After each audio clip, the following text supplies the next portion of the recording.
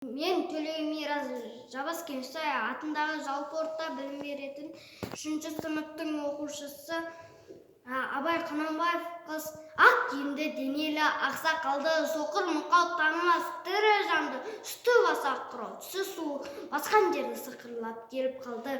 Демалысы үскірік аяз бене кәрі құттан қыс келіп әлек салды.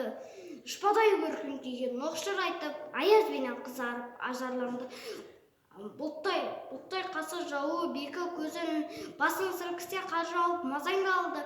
Борандай бұрық сарық етіп толдырғанда алты қанат ағордай үй қалды. Әуес көріп жүгірген жас балалар беті қолы тон бұғып үсік шалды. Шетемен тон қабаттап киген малшы бет қарауға шыдай алмай теріс айналды. Қар тепкенге қажымыз қайран жылқы титығының құруына азақ қалды. Қыспен бірге тұмсығын салды қасқыр.